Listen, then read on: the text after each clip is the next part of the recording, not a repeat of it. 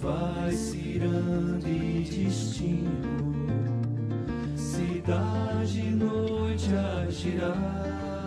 Bom dia, vamos começar já o painel número 2, né, sobre a dívida externa latino-americana. Reiteramos o agradecimento aos funcionários, à universidade, ao IPEA. Então, vamos começar já com Pedro Paes, por favor. Muito obrigado, muito contente. Eu peço licença para vocês. Eu vou torturá-los com o meu portunhol. Eu acredito que é parte de uma... Eu tenho vergonha, mas é parte de um esforço personal, de um compromisso personal também de construir as pontes de comunicação e de integração dos povos. Com a sua generosidade, com a sua paciência, eu vou falar um pouco de portunhol para discutir os perigos iminentes, imediatos que a América Latina tem no meio de uma crise estrutural de sobreprodução, no meio de uma crise histórica de hegemonia, que 100 anos atrás faz criado uma condição que aberto as possibilidades, o clima de duas guerras mundiais. Agora nós temos as mesmas condições de tensão, não somente entre a contradição central, sem dúvida, nenhuma disputa, a centralidade da disputa entre capital e trabalho, mas também nós devemos ter em conta as contradições interimperialistas, as contradições interburguesas. Estas contradições definem os processos, o curso dos acontecimentos históricos, precisamente por os poderes, as potências diferenciais das capacidades de decisão nas cúspides, nos vértices do poder. E precisamente o problema da dívida externa foi gatilhado, foi disparado na década dos 80, num clima de disputa dentro do bloco do poder mundial mesmo, dentro do bloco da mesma constituição da trilateral a esse momento. Eu acredito que se você poderia seguir, nós temos tempo, você vai ficar com este material para você, para distribuir a você, e você poderia corroborar toda esta informação que adrede o propósito e o pegado das fontes que você poderia encontrar na internet. Precisamente para mostrar que nós temos um elefante no salão e nenhum quer ver. Nenhuma pessoa quer ver isto. Mesmo os economistas de esquerda, mesmo os intelectuais heterodoxos têm um problema de supressão de informação, de denegação, no sentido freudiano do termo, dos perigos imediatos que nós temos, que vão a definir. Isto não somente um problema de análise teórico, mas é um problema muito candente, muito quente da conjuntura política. Nós temos em frente o perigo de um novo clima de guerra, de destabilização, de conflito mundial, onde o território da América Latina pode ser o novo cenário.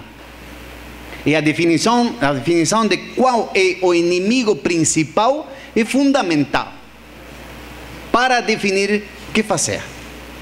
Agora, quando um fala da dívida externa, é importante uma distinção metodológica entre o passado, o presente e o futuro.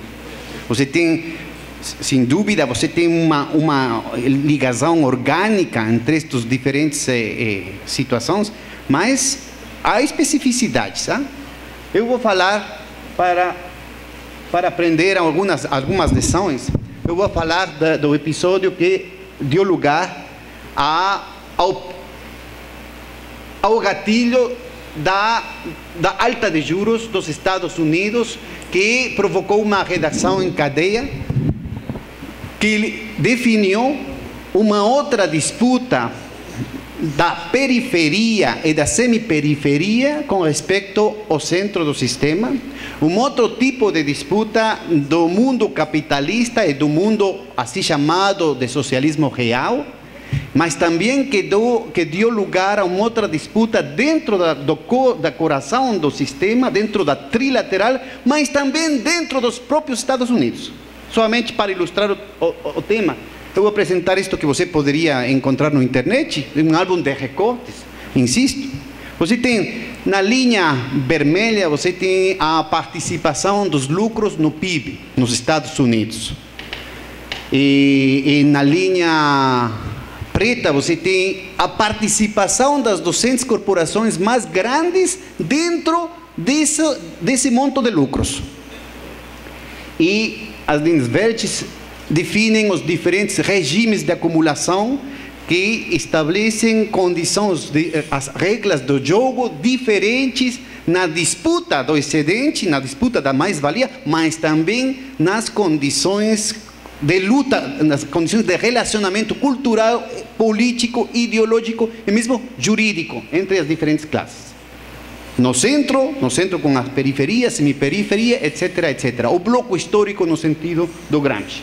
E você tem uma situação, se você estuda com detenimento, não temos tempo para entrar nos detalhes, mas você poderia ver como no período glorioso do capitalismo, nos anos dourados do capitalismo, que saiu da derrota das forças fascistas depois da Segunda Guerra Mundial, você tem nos Estados Unidos com o New Deal uma dinâmica muito favorável para o capital. Os anos das taxas de crescimento mais grandes, os anos das taxas de lucros mais altas, com um processo de redistribuição de renda, com um processo sustenido de crescimento dos salários, com um crescimento sustenido, ali sim, de uma classe média. A participação das 200 corporações mais grandes, a linha celeste, mostra uma participação muito mais acelerada. Então vem o processo de estanflação, um impasse distributivo dentro das classes, precisamente porque o capital devia prisioneiro de seu próprio sucesso. E os problemas de sobreprodução definem uma situação de inundação de mercadorias baratas que não podem satisfazer os reclamos de lucros muito altos de uma classe capitalista cada vez mais restringida, cada vez mais monopolizada. Você poderia ver aqui que o ritmo de geração de lucros continua alto, continua rápido, mas há um impasse na participação das 200 corporações mais grandes. Veja você uma linha horizontal. Não, eu não digo que estavam perdendo. Eles não estavam ganhando suficiente. Os ganhos não foram suficientes.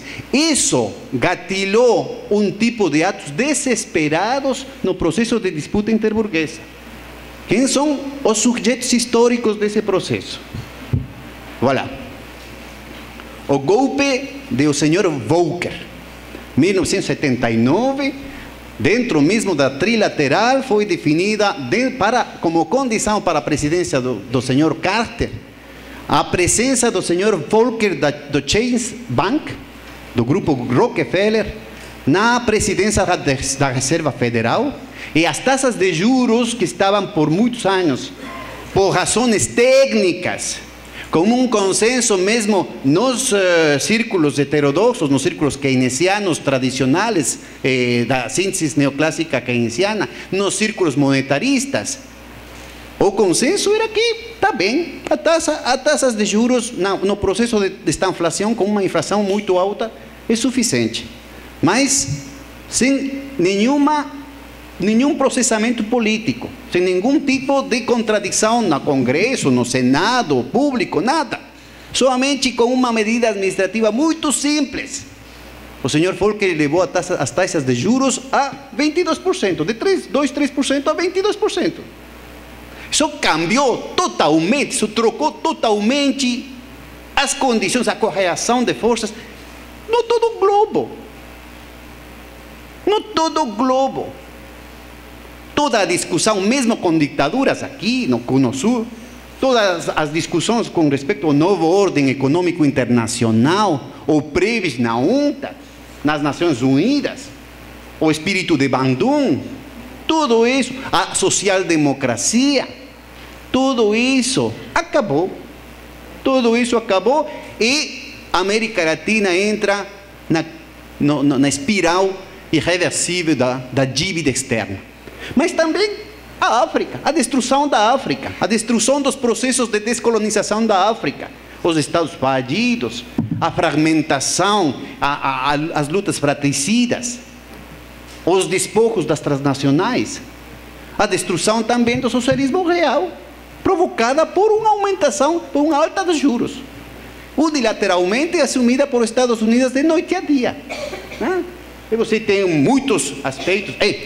É mesmo em termos dos ganhos, você poderia ver que o processo de neoliberalização do mundo do norte, o senhor Reagan, a senhora Thatcher, são os ganhos somente da oligarquia. Há uma aceleração, o impasse do período prévio se rompe, você tem uma aceleração súbita da participação das 200 corporações mais grandes, mas você tem uma perda estratégica do conjunto da burguesia, do capital coletivo ideal, que não existe, que não tem representação política. Num processo exacerbado de monopolização, de fusões e aquisições, de mergers. E de novo você tem que a crise de sobreprodução, que não foi resolvida nos anos 60, 70, com a adoção dos vetores fundamentais da globalização, deslocalização, desindustrialização no centro, para a construção de novas semiperiferias, nem também com a financiarização. Então você tem de novo um novo impasse distributivo intraburguês no seno da classe dominante, no seno da vértice nos Estados Unidos. Você tem uma importante recuperação da participação dos lucros no PIB, mas um novo impasse na codícia, nas aspirações de lucro de uma oligarquia cada vez mais pequena. Você poderia refletir o mesmo tipo de situação desesperada na luta intraburguesa? Por favor, eu não digo que não há uma luta de classes. Eu digo que você deve, não temos tempo para entrar nos detalhes exaustivos das consequências ou das condicionamentos que a luta geral de classe define sobre essa situação. Mas basta dizer, se você tem lido o Marx no Capital, que o processo da tendência da queda da taxa de lucros tem encastrado o processo de luta de classes. O processo de definição da taxa de mais-valia tem encastrado o processo de luta de classes. É sempre numa perspectiva que não é os Estados Unidos. É os Estados Unidos numa perspectiva de acumulação em escala mundial, em escala global. Então, você tem aqui de novo a linha preta grossa, você tem a queda, não a versão marxista, é uma aproximação estadística baseada no sistema de contas nacionais normais, keynesiana dos Estados Unidos. Você tem a queda da taxa de lucros nos Estados Unidos, mas esta vez definida como proporção do capital adiantado, capital fixo e variável. E na linha ponteada você tem a composição orgânica de capital, o capital fixo contra o capital variável. De novo, os diferentes momentos de existência do capital definidos por diferentes regimes de acumulação, diferentes blocos históricos. E de novo você tem nas franjas azuis, você tem os momentos de impasse, os momentos onde estes impasses são as indéreces, dizem os gringos. Os momentos...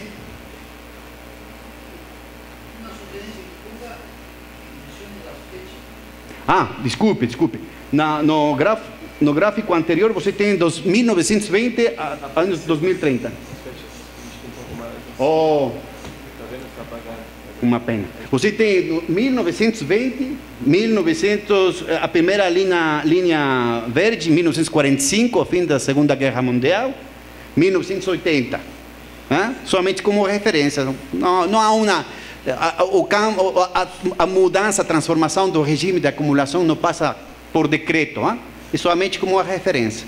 Mas você tem muito claro a possibilidade, com uma medida plenamente administrativa e unilateral da Reserva Federal dos Estados Unidos, a alta da taxa de juros, você pode transformar, você poderia disparar muitos processos estruturais que podem redefinir as questões técnicas, as questões financeiras, as questões geopolíticas, não todo mundo, globalmente.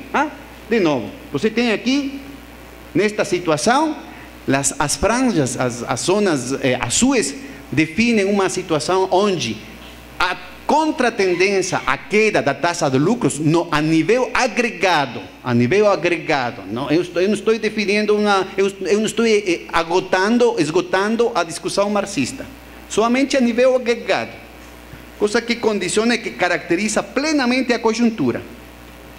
Uma das contratendências mais importantes do capital, a introdução permanente da ciência e tecnologia com inovações científicas no processo de trabalho para aumentar a taxa de mais-valia, não é efetiva. Precisamente porque nós estamos no marco de uma crise estrutural de sobreprodução. E mesmo a velocidade das inovações não permite um processo adequado de amortização dos capitais fixos já investidos. Isto estabelece um impasse histórico, não distributivo, um impasse histórico. Esta crise de sobreprodução não é a mesma crise cíclica, porque a ideia cíclica define uma questão mecânica de que o que baixa tem que subir, e o que sube tem que baixar. Não é o caso. Você tem uma situação exponencial, onde os processos exitosos do capital vão definir uma situação que não é tecnocrática, não é economicista, uma situação política, uma situação de disputa de poder muito encarnizada. Precisamente você tem estes processos onde um aumento da taxa da composição orgânica do capital, um esforço de investimento, não tem um resultado eficaz no plano da rentabilidade. Isto precisamente exacerba a combinação das duas conjunturas, dos dois indicadores, define uma conjuntura muito, muito tensa de guerra entre fações de classe. E claramente, nós somos o terreno dessa guerra. Nós somos as munições dessa guerra. E claro, a taxa de juros, a discussão cambial que nós ouvimos ontem à noite, deve ser entendida nesse plano. E os perigos imediatos para a América Latina, não somente estabilidade financeira e macroeconômica nos países, a estabilidade democrática, a estabilidade dos processos sociais em jogo agora. Esta é a aposta dos especuladores. E você tem tudo isso num período de exacerbação dos processos de monopolização. A escala deste gráfico é exponencial, é logarítmica. Isso significa que uma reta se define em realidade como uma exponencial, como uma pendiente muito pronunciada. Você tem ordens de magnitude que vão de 0,1, 1, 10, 100, 1000. O número de fusões e aquisições. Mas fusões e aquisições de empresas cada vez mais grandes. E você poderia claramente estudar como este tipo de transformações, de transformações do regime de acumulação se expressam num processo que Schumpeter chama de destruição criativa, processo de quebras generalizadas. A resolução do problema dos lucros termina definindo-se na destruição do capital em valor, ou destruição física do capital, se você não pode aplicar alternativa. É claro. Então, você tem toda esta situação no plano político, de um contexto de polarização social, um contexto de degradação da luta ideológica e cultural construída pelo capital. As instituições que têm sido funcionais ao capital, têm sido medulares no triunfo histórico do capital durante os séculos, agora voltaram disfuncionais. Você tem aqui, você tem a distribuição da renda depois de princípios do século XX. A linha branca define a situação de concentração de 1% mais rico, que chega a 20% no período que precisamente define as condições de subconsumo, de sobreprodução que provocam a queda, o crash de 1929. Você tem a luta social que define as reformas do New Deal, o senhor Roosevelt, o senhor Kennedy, mas mesmo o senhor Nixon. A importância de entender, de estudar as condições estruturais no plano do regime de acumulação e a relatividade de um governo, de uma pessoa específica. Hein? Mas também o papel do indivíduo na história. Eu termino. E você tem o problema do Reagan e novamente, de novo, um processo de acumulação, um processo de concentração que define as mesmas condições de insustentabilidade do mercado que provocaram o crash do 29. Precisamente aqui, parte da disputa, não temos tempo para discutir em detalhe, parte da disputa dentro da trilateral foi o processo de capitis diminuto do Japão e agora a mesma coisa com a Europa continental. Você tem processos todavia um pouquinho mais democráticos na Europa continental que precisamente devem ser destruídos. O desmantelamento das conquistas sociais dos povos europeus para igualar as condições de polarização social do Ásia anglo-americano.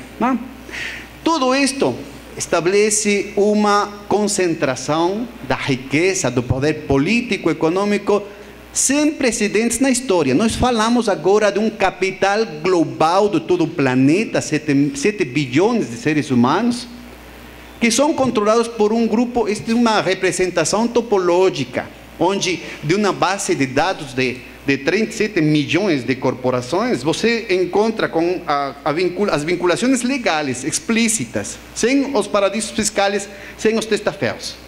Você tem uma concentração que somente 147 corporações controlam 40% do PIB. Todo o que você autocensura ou autoelimina, chamando teorias da conspiração, são brincadeiras. 147 corporações controlam 40% do PIB. E claramente, o núcleo dessas corporações são as redes financeiras especulativas anglo-americanas. Muito diferente do capital financeiro do Hilferding. Muito diferente. O capital financeiro monopolista precisa o sucesso do capital produtivo monopolista vendendo. Numa crise de sobreprodução é indispensável recuperar as ganâncias ampliando os mercados. Mas a solução predominante agora não é a ampliação de mercados, é a redução dos salários reais, as políticas de austeridade, a redução dos contratos públicos, a redução do investimento público, a redução das despesas públicas, a asfixia dos mercados. Por quê? Porque os capitais, uma fração dos capitais monopólicos financeiros aprenderam a lição da América Latina, da Europa do Leste, da África, com a dívida externa, o sometimento dos países numa perspectiva tributária, não moderna, o recurso, a retração a formas de explotação arcaicas, de um passo de uma extração de mais valor relativo a uma predominância de mais valor absoluto. Ampliação da jornada de trabalho, redução dos salários reais, um processo onde o Estado moderno, weberiano, mesmo hegeliano, é destruído para retornar a uma versão do Estado sátrapa, tributarista. Noutra compreensão onde a manipulação imperial, não estudada pelos marxistas, não estudada pelos economistas heterodoxos, das manipulações financeiras e macroeconômicas adquirem uma importância muito mais central nos processos de exploração dos países. Né? Então, não temos tempo para andar uma transformação dos processos de geração de lucros e de distribuição de lucros, ligada não somente em termos numéricos, mas também em termos sectoriais, em favor das atividades especulativas, não financeiras no plano de Hilferding.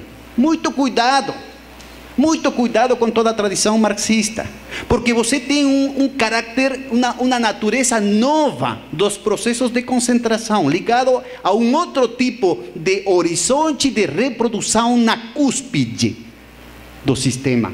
A especulação e a ruptura de 500 anos de doma do capital circulatório, circulação de bens, circulação de dinheiro, pelo capital produtivo, agora é revertido em favor da especulação. Uma lógica historicamente diferente. Então, para terminar, você tem agora os ativos produtivos subjacentes, fonte de todo o ganho especulativo financeiro, equivalente somente a 63 trilhões de dólares. As dívidas normais, clássicas, incluída a dívida externa pública federal ou estadual, equivalente a 212 trilhões de dólares. Já um problema de insolvência estrutural, impagável. Mas você tem um outro tipo de dívidas totalmente modernas, novas, de outro tipo, qualitativamente diferentes, que são as dívidas geradas dos derivativos financeiros.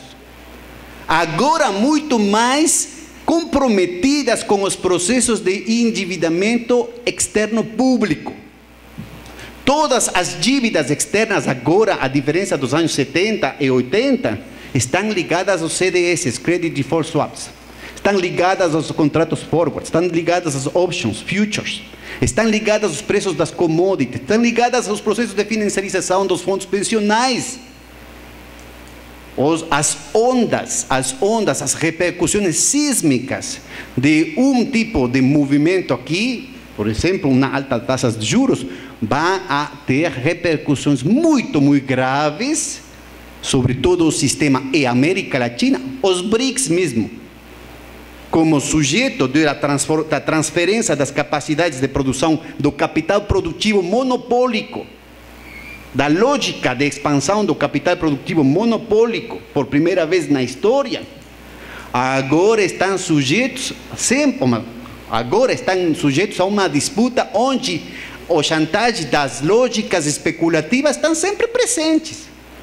Então, uma contradição que define a conjuntura geopolítica e a tensão mundial. Então, a recuperação dos lucros no norte está baseada nas manipulações macroeconômicas. Aumento das taxas de juros não somente significa um aumento do serviço da dívida, significa um fortalecimento do dólar. Significa a desesperação de todos os países por extrair um superávit em divisas para poder pagar a dívida, onde o mercado mundial se achica. Significa o deterioro dos termos de intercâmbios. Eu vou acabar. O deterioro dos termos de intercâmbio significa um país muito mais regalão nas condições de investimento externo direito. Significa condições muito mais generosas de desfalco da força de trabalho e da natureza, para poder disputar um mercado mundial via preços, não via quantidades. Numa crise de sobreprodução exacerbada, é precisamente o problema. Você poderia ver o horizonte iluso de um Brasil disputando a China, o mercado mundial, sem a presença da América Latina. E você tem, não temos tempo, todo o ciclo. a queda do investimento, nos termos capitalistas, a queda do investimento, o investimento como porcentagem do PIB, do regime de acumulação de industrialização por substituição de importações, o modelo empresarial, o modelo de crescimento de 20%, 25% a 15%, 20%, somente recuperado nos últimos anos com os processos progressistas. A queda, a degradação nos termos qualitativos, não somente quantitativos, da fortalecimento das capacidades produtivas, mas boa parte da formação bruta de capital fixo agora é ligado às bulas imobiliárias. Não a construção de autorutas, não de rodovias, não de pontes, não de portos, mas de apartamentos de luxo. Isso cambia totalmente a lógica da sociedade, mas também a lógica da economia, mas também a lógica das classes sociais. Uma aumentação brutal da pobreza, uma redução da taxa de crescimento do PIB à metade, uma redução, estancamento e volatilidade estrutural, não depende dos governos, mesmo se você tem uma mitigação na última década. Uma exacerbação das condições de vulnerabilidade no setor externo, a restrição externa, nos anos de industrialização, prostituição de importações, a adicção estrutural à dívida externa vem da impossibilidade de romper com a dependência das transnacionais no processo de substituição de importações. Agora você tem de novo, depois de processos de devaluação muito fortes, permanentes, você tem de novo um processo de insustentabilidade do setor externo, mas agora muito mais ligado ao consumo conspícuo, consumo suntuário, mais que ligado a um aumento das capacidades produtivas. Mas também essa vulnerabilidade externa, essa vulnerabilidade estrutural externa, que também você poderia ver mitigada com os governos progressistas, está acompanhada com o déficit gemelos. Os déficits estruturais fiscais, ligados à debilidade política para impor impostos à oligarquia, agora, depois dos processos de desinstitucionalização e de privatização, voltam, mas sobre a base de uma debilidade estrutural da base impositiva.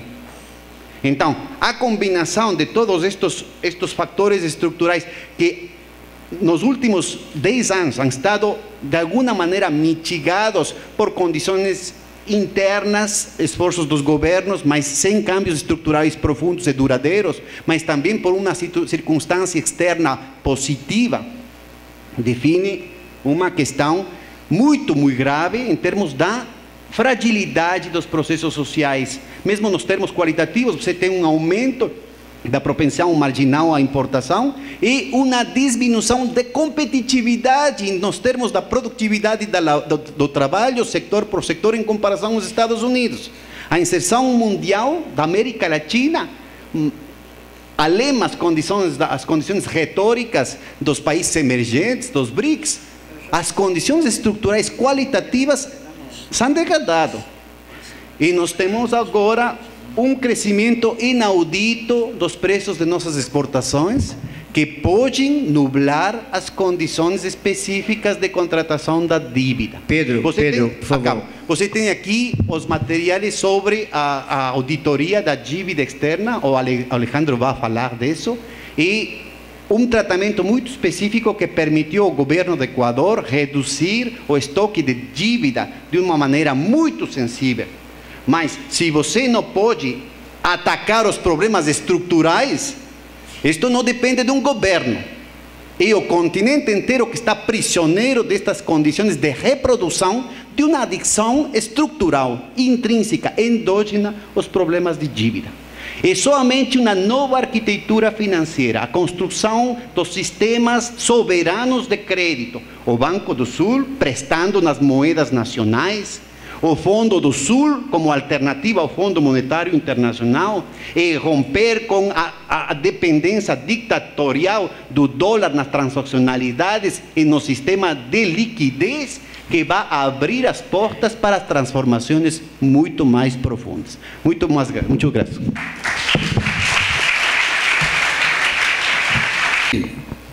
Gracias por esta invitación. A pesar de que hace 10 años vengo a Brasil, me da vergüenza seguir hablando en castellano, pero no tengo otra alternativa. Pedro ha dado una visión económica de estos problemas que vivimos en Latinoamérica y en el mundo.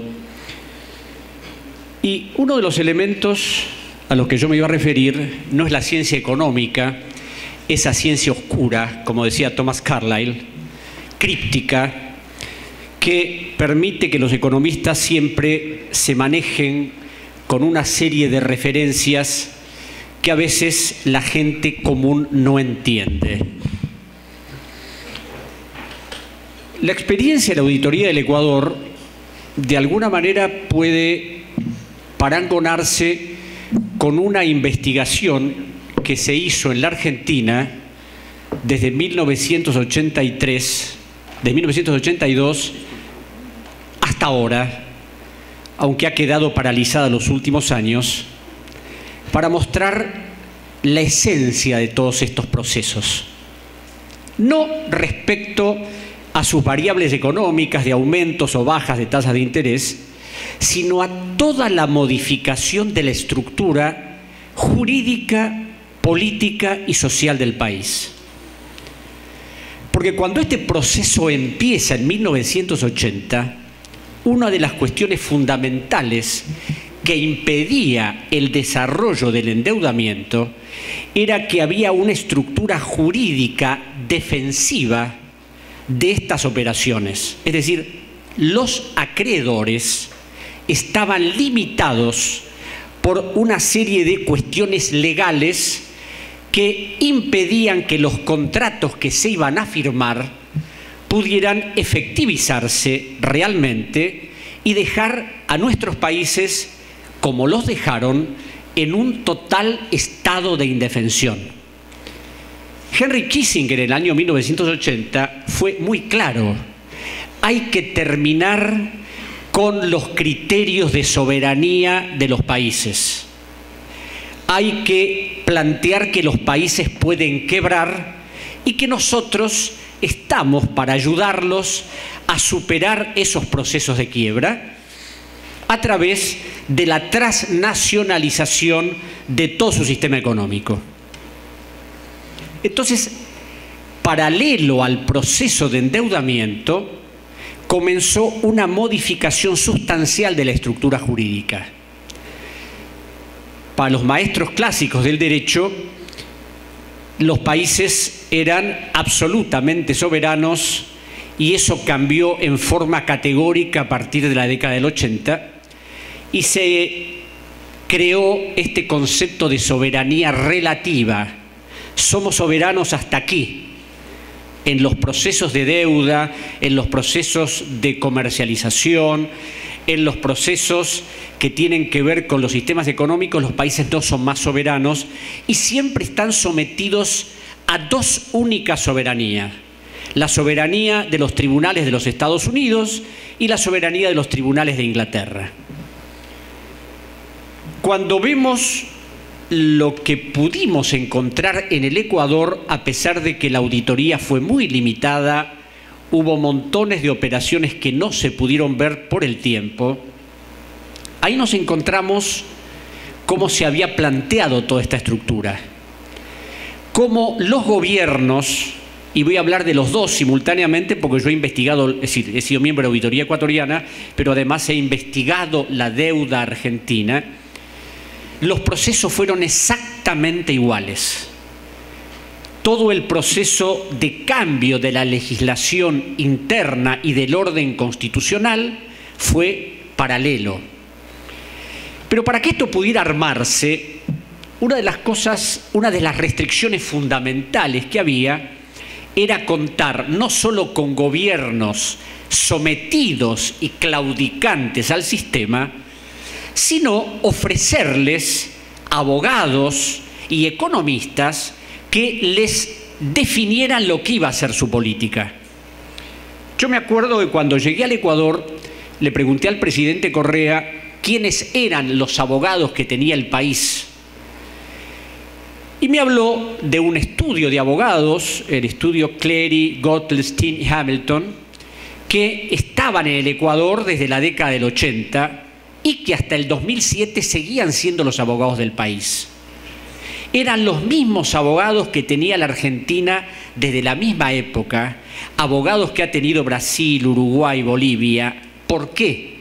Porque cuando empieza esta estructuración de la deuda, el Citibank nos ofrece a esos abogados para que nos defiendan, nos asesoren y nos asistan.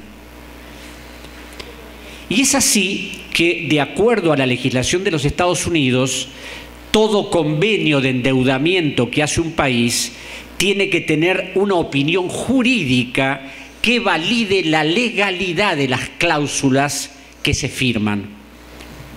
Y permítanme una digresión. Es decir, lamentablemente los economistas, cuando hablan del tema de la deuda, hacen una olímpica ignorancia de lo que significa el sistema jurídico. No les importa en absoluto si los contratos que se firman son legales, ilegales, si se ha violado la ley. No, únicamente manejan variables económicas. Por eso yo siempre he planteado que la cuestión de la deuda tiene que ser una cuestión interdisciplinaria y no coto absoluto de los que manejan la ciencia económica. Y precisamente, a través de la investigación de la auditoría ecuatoriana y de la investigación llevada en la Argentina, hemos podido ver cómo se hizo este manejo y cómo se articuló el proceso.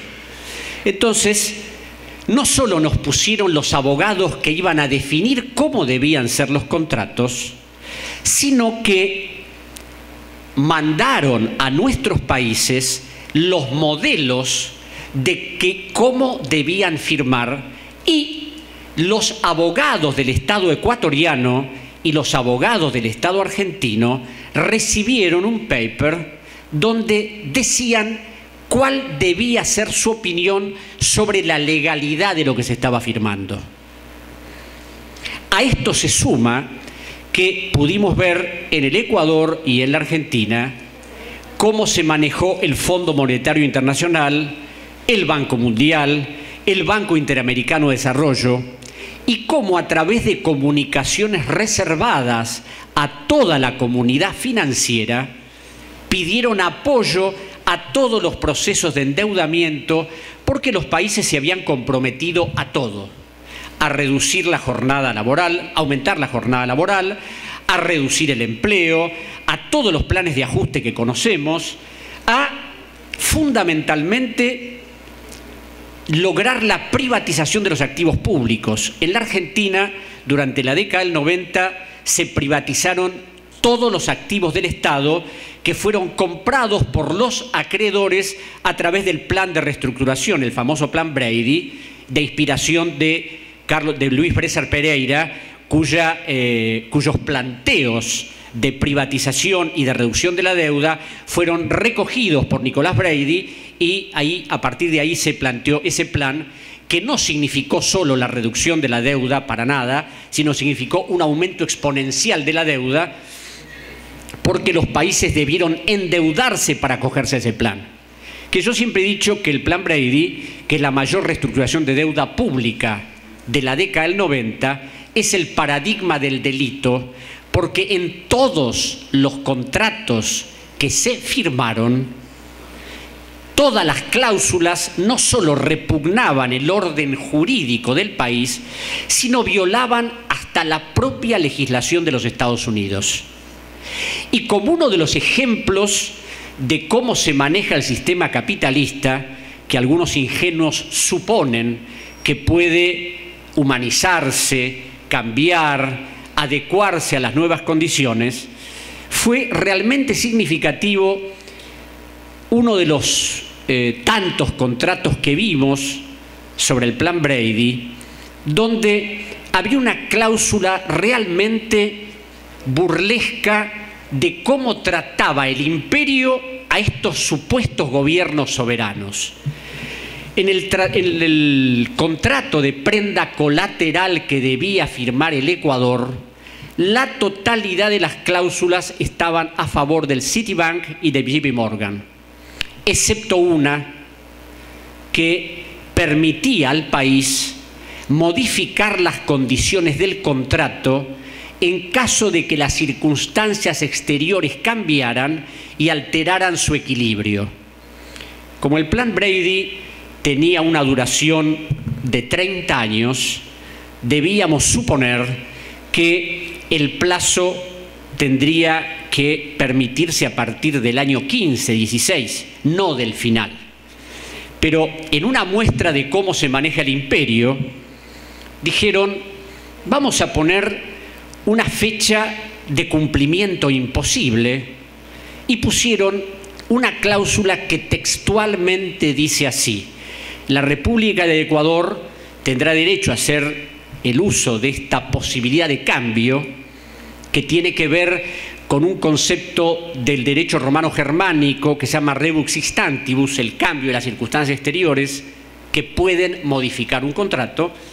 Decía, el gobierno de la República del Ecuador podrá hacer uso de esta facultad 21 años menos un día después de la muerte del último de los descendientes vivos del embajador de los Estados Unidos en la Corte de Inglaterra, Joseph Fitzgerald Kennedy, padre del que fue presidente, que cuando esto se le presentó al presidente Correa, él que ha vivido en Estados Unidos, dijo, seguramente si la familia Kennedy se extingue en el año 3000, el Ecuador deberá esperar 21 años más para poder reajustar un contrato que terminó en el año 2000. Es decir, esto es uno de los ejemplos de a los extremos a los que llegaron los que manejan este sistema rentístico financiero que estamos viviendo.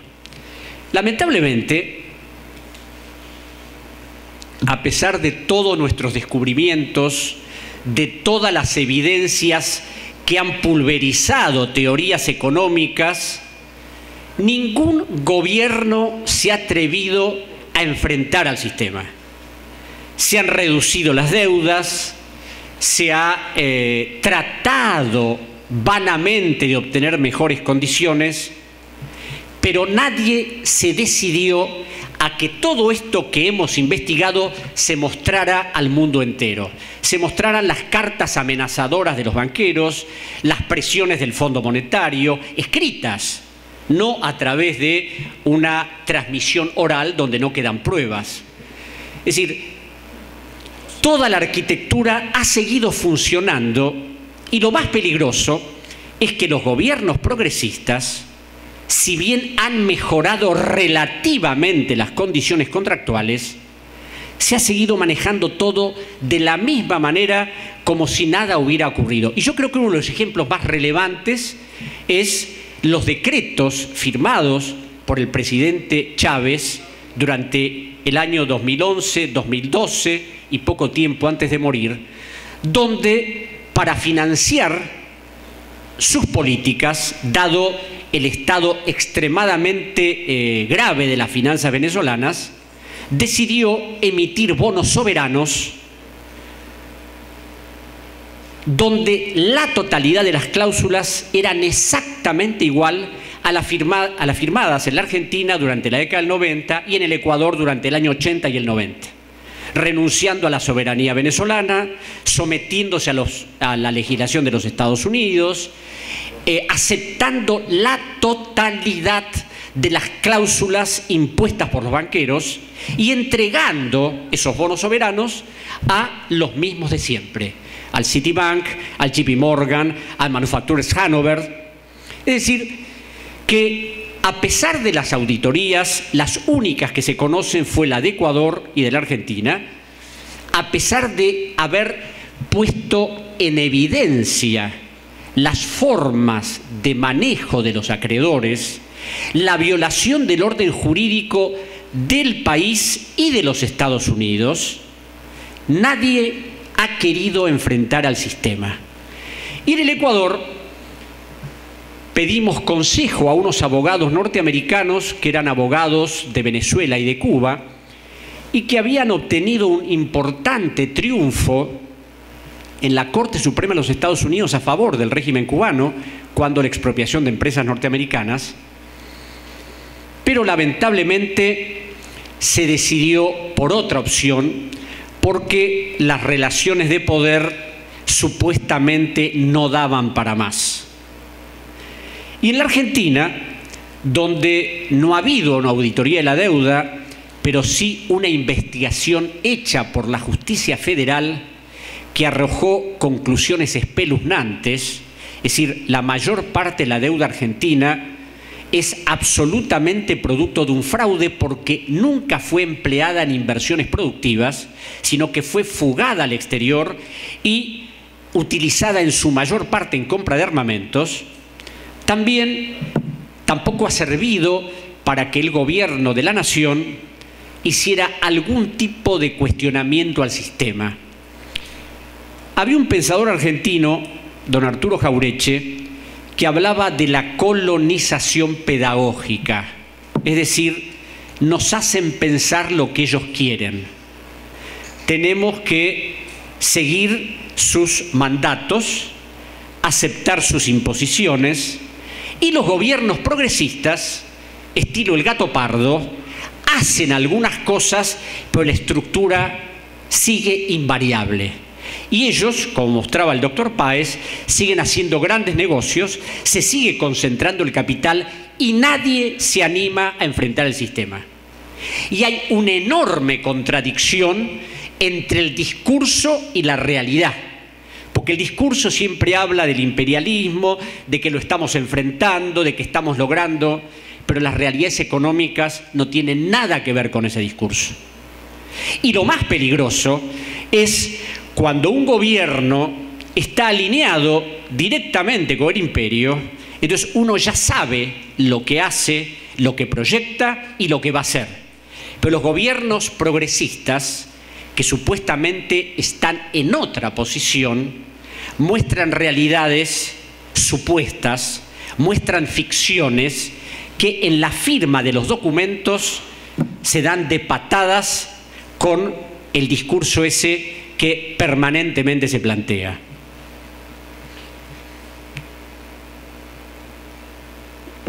Una de las cosas que siempre me llamó la atención en mi país es que una deuda declarada fraudulenta por un juez de la nación a través de una pericia contundente que demostró cómo habían sido las operaciones, fue reconocida por nuestro gobierno, negociada y pagada.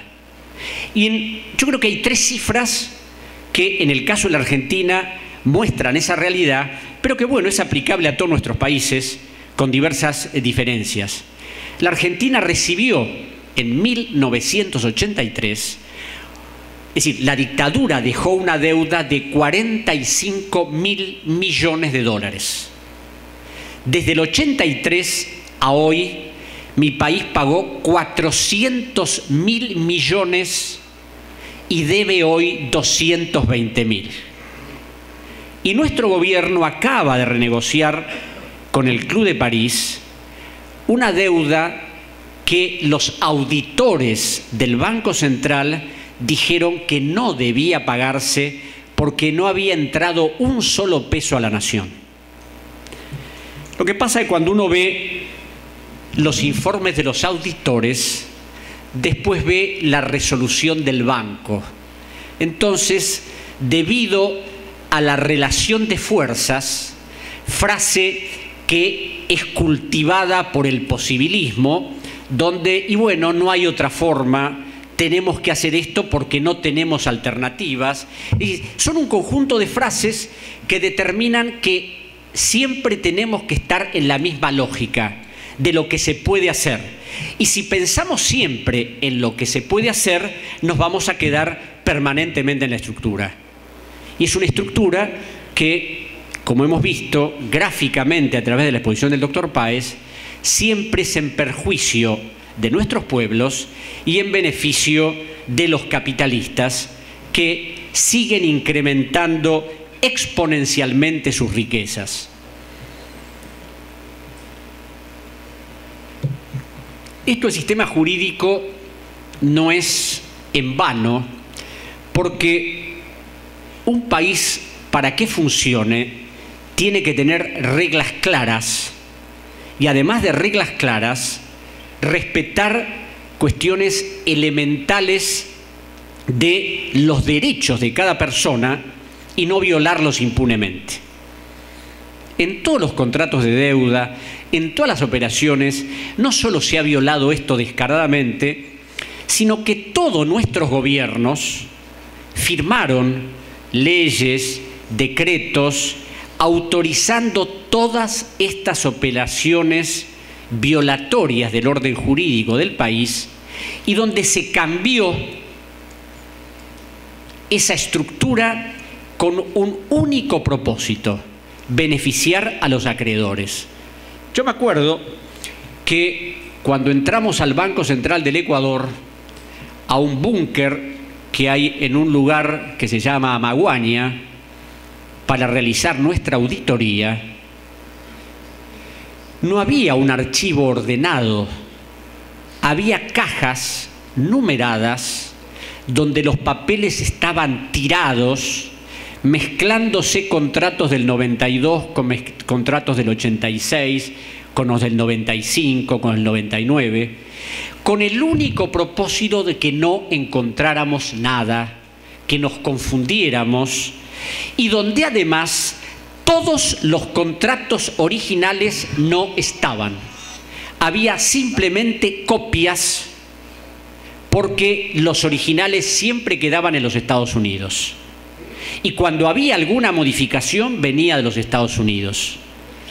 Y a mí lo que me ha llamado la atención es precisamente esta posibilidad, a través de todas esas evidencias, de impugnar esto, no solo en el país, sino en el exterior. Mostrarle al mundo esta realidad, pero nadie tampoco se ha animado a mostrarla. ¿Por qué? Porque una de las condiciones de los acreedores para negociar la reducción de deudas y para que la reestructuración significara alguna quita aún sustancial era que esto quedara en el más impenetrable de los secretos. Porque otra de las cuestiones que nos afecta es el cultivo del secretismo. Todo lo que se firma siempre es reservado, es confidencial y nadie lo debe conocer, porque si lo conoce, por supuesto, las reacciones serían distintas. En la Argentina se ha firmado un acuerdo con el Club de París que es confidencial aún para el Poder Legislativo. Es una negociación llevada a cabo entre el ministro de Economía con la autorización de la Presidenta de la Nación. Y para que tengan una idea del grado de delirio al que se llega en estas negociaciones, cuando pedimos información al Ministerio de Economía de qué era lo que se iba a negociar, nos dijeron que no tenían la documentación, que había que pedirla al Banco Central. La pedimos al Banco Central y nos dijeron que no, que ellos tampoco tenían nada, que teníamos que pedirle al Ministerio de Economía. Finalmente, a través de una gestión extraoficial, nos mandaron un listado de acreedores sin ningún respaldo documental, diciendo que lamentablemente no había nada en los archivos oficiales. Y toda la negociación se hace sobre la base de lo que dicen de los acreedores, los números de los acreedores, los intereses, los juros fijados por los acreedores, todo lo que ellos establecen, a lo que los gobiernos se someten inevitablemente. Y por supuesto, si esto sigue así, podremos bajar la deuda, podremos seguir teorizando sobre los males que significa el endeudamiento o el sistema capitalista, pero si no hay decisiones claras para enfrentar el sistema, si seguimos alabando o halagando a ciertos gobiernos progresistas que son más discurso que realidad, seguiremos este camino de caída libre, donde ellos se enriquecen cada día más y nosotros comprometemos todos nuestros recursos, comprometemos el bienestar de nuestros pueblos, condicionamos los planes sociales de inversión pública, porque ellos deciden que nosotros tenemos que tener un desarrollo acotado hasta un punto donde no podemos avanzar. El tema de la deuda es significativo y sigue siendo significativo, y en este momento también es significativo para Europa, porque estamos viendo las consecuencias de lo que ha sido el endeudamiento. Lo grave es que nadie se atreve a enfrentar el sistema. Es decir, el poder del sistema financiero es de tal magnitud que, a pesar de su gran debilidad estructural, que es su violación permanente del orden jurídico y el cuestionamiento que podría hacerse, nadie se anima. Y si no tomamos algún tipo de decisión gravitante para acabar con esto, los países latinoamericanos y los países endeudados en general no solo no tienen destino, sino seguiremos sumergidos en el mundo de las teorías y los discursos, pero las realidades que afectarán a nuestros pueblos van a arrasar definitivamente con todo eso. Muchas gracias. Antônio de Paula, lá na UFMG, e justamente o Antônio, que é o primeiro capítulo aqui da revista, então, já é o primeiro artigo. Acho que aqui a gente tentar descer um pouco do grau de abstração, eu acho que a mesa ficou até bem construída, no sentido um grau de mais abstração teórico, um pouco a experiência do país, e aqui eu vou falar mais da experiência brasileira, partindo, acho que, de uma premissa básica, né? Dívida pública é espaço de disputa, espaço de acumulação de riqueza. Você está falando de algo próximo de, no caso do Brasil, 60% do seu PIB. Aqui. Você está falando aí de algo próximo de 60% do PIB, de riqueza e de um fluxo, numa peculiaridade nossa, uma taxa de rentabilidade da dívida altíssima, tá? Então, é um estoque que acumula taxas altas. E mais, a intermediação direta do Estado é muito mais presente, porque a dívida é pública, afinal de contas. Com a peculiaridade de que ela vai explicitar, analisar o estoque da dívida, analisar a evolução da dívida pública brasileira, ela explicita uma série de dilemas de política macroeconômica e de conflitos de interesse. Só enquanto ele vai colocando ali o PowerPoint, para antecipar, uma das principais características da evolução do estoque da dívida recente é o crescimento das chamadas operações compromissadas do Banco Central, do Bacen. Títulos selicados, diários, de altíssima rentabilidade, que vão direto para o estoque das mesas de bancos, tá? Ou seja, um instrumento de acumulação de riqueza, instrumento de transferência de renda para o setor bancário e financeiro, e que tem uma série de consequências no sentido de inviabilizar o desenvolvimento do mercado de capitais de longo prazo, etc. Uma segunda característica bem marcante da evolução recente da dívida pública brasileira é a expansão dos créditos no BNDES. Gostando ou não da política do BNDES, ou do governo, é uma política de transferência de renda para os grandes grupos empresariais. Uma terceira característica muito marcante é o acúmulo crescente de saldos do Tesouro na conta única do governo, do Banco Central. Que significa o quê? Altíssimos superávites primários que foram vigentes na maior parte do período desde 2004. Superávit primário que serve ao interesse da classe financeira detentora de títulos da dívida pública e, por outro lado, quer dizer, superávit primários altos significam contenções de despesas, que significam contenção de salários dos servidores públicos que estão em greve aqui, que significa contenções em políticas distributivas, significa contenções em políticas de desoneração de folha, interesse dos empresários. Então, um pouco a dívida pública te permite ver, de um lado, a acumulação de riqueza de maneira muito direta, e, de outro lado, ver esses vários dilemas de política macroeconômica e de interesses em disputa no orçamento e na dívida pública. Especificidade brasileira.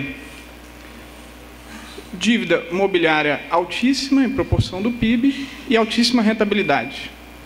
Isso condiciona todo o seu mercado financeiro e bancário, isso tem uma série de contrapartidas, uma das taxas implícitas da dívida líquida mais altas do mundo. E aqui também o meu foco ele vai ser no período mais recente, tá? No período pós-2004. Por que isso? A dívida pública ela vai passando por diversas transformações na sua estrutura. Lá, não é novidade, ela começa com a independência, o rei vai embora com o tesouro real, e no nosso país vai ficar independente, mas com a dívida, assumo a dívida de Portugal com a Inglaterra, com a classe financeira inglesa. Ao longo do tempo, esse instrumento vai mudando. Anos 80, o problema é a dívida externa, que os colegas aqui trataram bem. Dívida contratual. Você tem uma passagem, você troca a dívida contratual para a dívida mobiliária interna, mas uma dívida mobiliária interna dolarizada na década de 90. E eu vou mostrar aqui que agora o problema é outro, tá? Não é mais dívida mobiliária dolarizada. O período pós-2004, ele é caracterizado, ele é bem particular. É muito raro em países da América Latina você ter superávites por vários anos em conta corrente. Isso é uma situação absolutamente atípica. Essa situação, ela te deu um cenário para mudar radicalmente a estrutura da dívida pública brasileira. E aí o dilema passa a ser outro, tá? Mais particularmente os saldos na conta comercial e, portanto, no balanço de pagamento, permitiram mudar a estrutura da dívida pública, desdolarizar-se, mas ao mesmo tempo coloca uma série de outros dilemas. Durante um determinado período, esses saldos eram elevados, a conjuntura internacional propiciou também booms de receita pública, tá? Ou seja, superávites elevados sem tanto esforço assim, e alguns desses dilemas ficaram, digamos, adormecidos, eles não se explicitaram enquanto contradições.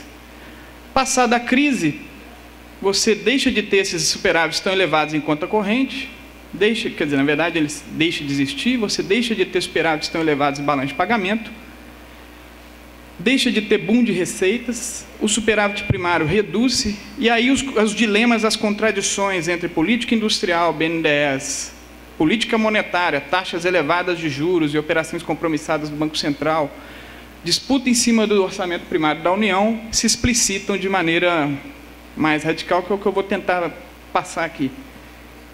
Vou tentar ser breve, mas foi? Foi, né? Tá. E aí, me desculpe, vai alguns números aí, um pouco para ilustrar, tá? Porque, afinal de contas, eu sou lá da diretoria do IPEA e da diretoria de estudos aplicados macroeconômicos. Então, vou passar aqui bem rapidamente, só uma breve exposição de alguns indicadores para ilustrar esses pontos. Identificar alguns dos principais condicionantes do endividamento na economia brasileira recente. Tá?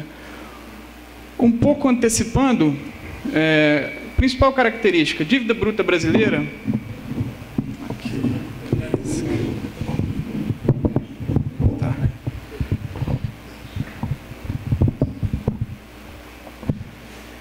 Dívida pública brasileira, período recente, 2004 para cá, parada. Tá? Toda essa discussão, a falta de responsabilidade fiscal do governo Lula, não, parada. Tá? Parada, mas com uma importante mudança, principalmente a redução da dívida externa, depois eu volto nisso, que deixou de ser um problema. Não quer dizer que a dívida externa deixou de ser, a dívida interna continua sendo, porque você recoloca os dilemas. Uma segunda questão bem importante vai ser a mudança na composição da dívida interna mobiliária. Você desdolariza a dívida, o que é bom por um lado, você torna essa dívida menos suscetível aos choques externos, mas é ruim por outro lado, tá? Só dando a ideia o quê? No momento em que o câmbio se valorizou e a taxa Selic caiu, na medida em que você mudou, isso não repassou para o seu custo. Tá? Então é como que, quando a coisa está favorável para o mercado, você muda a estrutura da dívida, mas eles conseguem manter a valorização do capital em taxas anteriores aos ajustes de preços macroeconômicos da economia brasileira. Uma terceira coisa é o seguinte, a dívida bruta está parada, tá? A líquida caindo todo ano após ano, de novo, sustentabilidade da política fiscal. Por que isso? É porque você está acumulando ativos. E dois principais. O principal dele vai ser as capitalizações do BNDES, o segundo principal, e o principal deles vão ser a acumulação de reservas internacionais, com um problema aí. Se acumula reserva, você tem uma política monetária contracionista, você tem que enxugar liquidez, e é o chamado enxugar gelo. Acumula reserva, o Banco Central vem e emite títulos selicados, indexados a Selic, de altíssima rentabilidade de curto prazo, para manter esse estoque. Isso aí vai criar um problema de custo de endividamento e rigidez. Então, no momento que as taxas de juros da economia brasileira convergiram para patamares mais próximos do resto do mundo, básicas, isso não aconteceu com a dívida. Tá? Ela continuou remunerando a altíssimas taxas. Condicionantes, sem dúvida nenhuma, internos e externos. Do ponto de vista externo, não consegue se analisar o período recente, o endividamento da economia brasileira, sem ver o período bem particular de superávites de conta corrente recente. São eles que permitem a desdolarização, são ele que dá o horizonte de valorização cambial para a minha desindexação, é ele que me dá o caminho para você acumular reservas. Ao mesmo tempo, você tem determinantes internos. Houve sim, quer dizer, a ideia de se aproveitar esse cenário internacional para mudar a estrutura da dívida pública brasileira. Só lembrar o governo, eu vou falar de governo Lula e depois Dilma, porque eu estou analisando o período 2004 para cá, tá? Quer dizer, ele vem de um choque da dívida pública, um período de sucessivos choques externos, de 99 até 2002, 2003, e de desajustes patrimoniais e de imposição de uma série de restrições ao regime fiscal. Então, eles vêm com essa ideia de que, olha, temos que aproveitar esse momento para mudar o perfil da dívida. Isso tem dilemas que depois eu volto. E também explicito o que eu disse antes, de colocar aqui o PowerPoint, a interação e a inconsistência entre as várias políticas macroeconômicas. Eu não sei se está dando para ler, ficou pequeno, peço desculpas, mas, de todo modo, aqui é só para mostrar o seguinte. Dívida bruta do governo geral... insustentabilidade da política. Se você pega 2004, pega 2013, é exatamente o mesmo patamar. A dívida bruta do governo geral está em 56,7% do PIB. 2004, hoje também.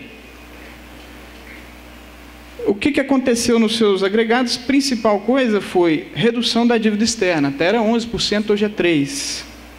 Ou seja, dívida externa, em particular, a dívida externa do governo federal, deixou de ser um problema para a economia brasileira. Ela praticamente... ela mudou-se, tá? Deixou de ter de captar lá fora, você continua captando com estrangeiros aqui dentro. Tem outros problemas, porque o cara entra, compra o título, faz um derivativo cambial, dá uma tendência de valorização, tem uma série de outros problemas, mas é uma dinâmica diferente. E uma segunda mudança importante é a expansão muito grande das operações compromissadas, política monetária, tá? Depois eu volto nesse ponto. Então, aqui só para deixar claro, então, o patamar, dívida bruta, parado, tem uma alteração de composição, você está trocando dívida externa por interna, exatamente na mesma magnitude. Isso foi uma política mesmo da dívida pública, a ideia lá do Lula de temos que ser autônomos e pagar o FMI, agora o Brasil tem autonomia, quer dizer, é exatamente essa política explícita. E, por fim, a coisa das reservas que eu já citei, vou voltar nesse ponto mais adiante. Tá? Dívida mobiliária do Tesouro, relativamente parada. Ela cresce no início do período, eu não vou nem entrar tanto nesse mérito aqui. Ela cresce um pouco no período, mas a ideia é de você sair da dívida contratual e emitir títulos mobiliários. Aí levanta uma discussão que é o quê? Que o colega aqui estava falando do problema dos contratos lá da década de 80, né? Mas pelo menos você tinha os contratos para saber se aquilo é legítimo ou não. Hoje se complicou esse problema, porque você pegou toda a dívida contratual, quitou, securitizou e hoje são títulos do Tesouro que já estão na rolagem. Então, a auditoria nesse novo contexto fica muito mais difícil, que não quer dizer que não seja legítimo, é ótimo, é lógico, tá? Mas ele fica um pouco mais dificultado. Então, dívida externa e dívida contratual já deixou de ser coisa, hoje é mobiliária, é títulos mesmo do Tesouro. Tem um probleminha atípico ali, que eu acho que é mais a tecnicalidade, que foi um problema durante o período da crise, acho que eu não vou até pular para a gente ter mais. E uma coisa recente que também explicita um dilema do regime de política fiscal, é que no pós-crise começou a voltar a ter endividamento dos governos subnacionais. Tá? Os governos subnacionais, estados e municípios, eles foram ligeiramente enquadrados pelo arcabouço institucional dos acordos de renegociação da dívida, né, entre 97 até a LRF, 2001. E você construiu o regime de metas primárias a partir desse enquadramento. De repente, pós-crise, você começa a ter pressão para que estados e municípios invistam em gasto em saúde e educação. E aí você coloca um dilema aí. Dilema esse que vai começar a bater agora na expansão do endividamento bancário e endividamento externo de estados e municípios. Mas ainda está um pouco iniciado, não vou nem entrar aqui. Tudo bem, dívida bruta parada, dívida mobiliária parada. Mas dentro dela você tem uma substancial alteração da sua composição. Foi a política explícita de você desdolarizar. Tá? Desdolarizar é o quê? Reduzir a parcela indexada a câmbio e Selic. E aí eu vou para pré-fixado e inflação. Ao mesmo tempo, a mudança no perfil, aí todo mundo fala, mudou o perfil, os títulos públicos hoje estão mais longos. Mas quando você pega a média, ainda é muito baixo. Tá? Saiu de um pouco abaixo de 3 anos para 4,5. De títulos públicos da dívida brasileira é muito baixo, que tem a ver com toda a cultura do overnight, tem a ver com uma série de questões do nosso mercado financeiro. Aqui só para mostrar, tá? Mostrar a dívida cambial praticamente acabou. Tá? A dívida indexada ao câmbio interna, mobiliária. A pré-fixada cresceu, a indexada à inflação é uma coisa nova, ela praticamente não existia, e aí também trocou, ela saiu do IGPM, foi para o IPCA. E a indexada à Selic, aos juros, ela caiu, mas cuidado lá, porque ela permanece ainda relativamente alta para padrões internacionais. Cerca aí de 15% da dívida pública imobiliária interna é indexada à Selic. A gente continua com a cultura do overnight, e não só isso. Todas as compromissadas do Banco Central não estão entrando aqui, também são. Tá? Um pouco aqui o perfil também mudou, ampliou o peso dos títulos mais longos, vou passar rapidinho. Mas o que é? De fato, à medida em que você desdolariza, você torna essa dívida menos suscetível a choques. Fato novo, os choques cambiais, choques externos e de juros. Tá? Fato novo, ela se indexou ao IPCA. E aí, quando você começa a ter choques de preço igual aos recentes, você começa a passar isso para a taxa de juros, para o custo das juros, eu vou voltar lá. A ideia aqui é mais ou menos o seguinte, na medida em que você teve um cenário positivo, que deu os sinais de que você conseguiria convergir, que o câmbio tinha tendência a se valorizar, obviamente isso tem relação com o regime de políticas macro, taxa de juros alta e abertura de capital, você vai ter valorização cambial, em geral, né, dadas certas condições. À medida que o mercado espera valorização cambial e que o mercado espera convergência das taxas de juros internas para os padrões internacionais, o mercado sai dessa dívida, ela se desvaloriza. Tá? Então, obviamente, também é uma maneira de você preservar o valor da sua riqueza financeira. O que tem um problema aí, quer dizer, tem um dilema, que é o quê?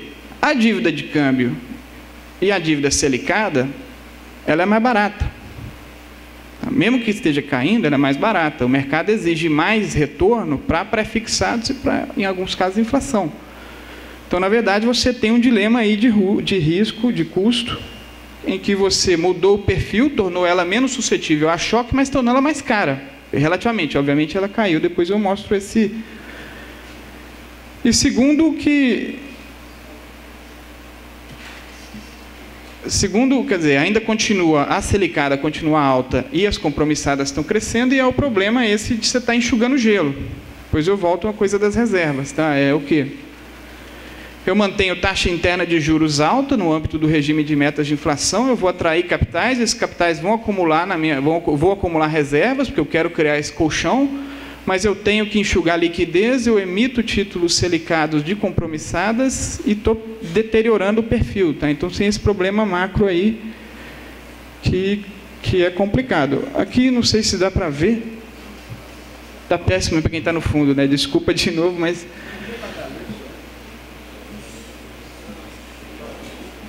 Mas assim, eu acho que é menos para tentar mostrar aqui o seguinte, dívida líquida, tá? Melhorou? Dá para... Acredite no que eu falo, tá? Vamos lá aqui.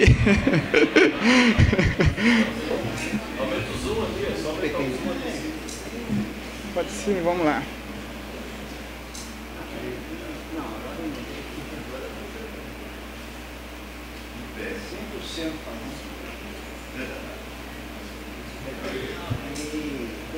Dá para ir, tá? Então é o seguinte, dívida líquida do setor público caiu todo ano, com exceção de 2009. Tá? Brasil. E mesmo 2009 ela é atípica, tá? Porque, como eu disse, você tem a acumulação, você desdolariza a dívida, torna ela menos suscetível aos choques externos e, ao mesmo tempo, você acumula ativos, você acumula reservas.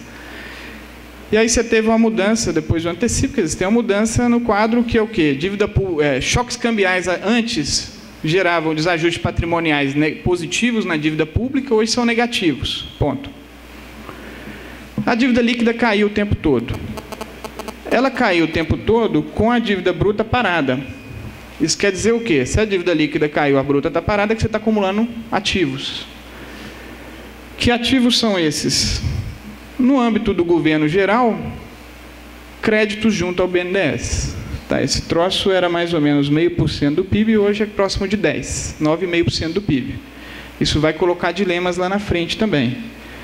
Uma segunda questão, acho que eu vou passar aqui direto para o Banco Central. Esse aqui é o Banco Central.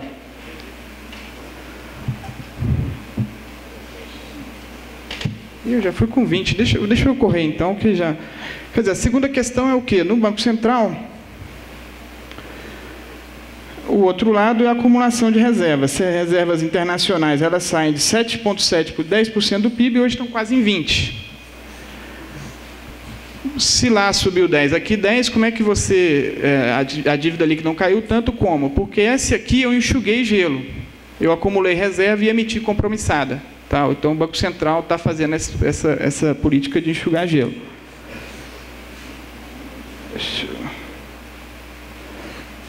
Isso. Eu não vou passar todos não, tá? Então a ideia é um pouco isso. Você explica fundamentalmente pela acumulação de ativos, bancos oficiais e reservas. Foi uma estratégia explícita e mudou o cenário, tá? Mudou o regime de política macro. Como funcionava antes? Eu tinha choques cambiais, desajuste na dívida pública, desajuste no fluxo de juros, o governo respondia com a política procíclica, né? Aumento de juros, aumento de superávit primário, esse cenário. Essa política foi relativamente bem sucedida no sentido de que o choque da crise de 2008 mudou a sua direção. O choque cambial passou a ser positivo do ponto de vista do estoque da dívida e da margem de manobra para a política anticíclica. Até aí, bom, tudo bem, paciência. Agora, qual que é o problema? Você acumulou, tudo bem, mudou essa estrutura e ela tem uma série de questões, eu acho que a gente deixa lá para o debate, mas ela tem uma questão principal aqui, que é que você não conseguiu repassar para o custo da dívida, você manteve o estoque da dívida estável e você não conseguiu repassar os benefícios da valorização cambial e da queda da taxa básica para os juros, tá? Então, só para mostrar isso aqui é o seguinte, a curva de baixo é a taxa Selic, no período. A de cima é o custo implícito da dívida pública. Ele começou a abrir uma boca, que é o quê? No momento em que as taxas gerais internacionais e de todo mundo está caindo, os detentores da dívida pública conseguem manter altas taxas de rentabilidade. Isso tem a ver com dois motivos. O primeiro é essa mudança no perfil da dívida, quer dizer, saiu dos títulos que se beneficiariam para títulos mais caros, tudo bem que eles também caíram a rentabilidade. E o segundo é o fato de que você está acumulando ativos que têm rentabilidade baixa, que tem a ver com a política creditícia, tem a ver com a política do BNDES e principalmente com a política de reservas. Tá? Isso fica explícito também num outro problema, que é o quê? O meu montante de juros nominais não cai. Porque o meu estoque está alto e minha taxa implícita não está parada. Então, mesmo que todo convergindo, preços macroeconômicos, taxa básica, eu continuo pagando o mesmo montante de juros, né? E preservando a riqueza financeira dos detentores da dívida pública, né? Ou seja, você não se beneficiou tanto assim do cenário favorável que vigiu na maior parte do período. E aqui só as considerações finais, eu acho que a gente deixa aí, quer dizer, hoje, um outro problema. Pós-crise, grande parte dos booms passaram. O boom de arrecadação, o boom de balanço de pagamento passou. O cenário agora não é tão favorável. À medida que se passou, essas contradições vão começar a se explicitar. Por exemplo, é difícil imaginar um primário tão alto quanto, acomodando interesse como o anterior. Dado o cenário hoje, a estrutura, Outra coisa também é, a dívida líquida hoje está mais ou menos resolvida, tá? Digamos, mais ou menos resolvido é o seguinte, o patamar está mais ou menos baixo para padrões internacionais, tá? Então, pensar em também reduzir eu acho que é um certo exagero de parte do mercado. Mas você começa a ver dilemas explicitados que eu acho que é melhor a gente deixar para conversar depois. Para não estender demais aqui, que eu acho que eu já passei um pouco do limite. Obrigado, boa tarde.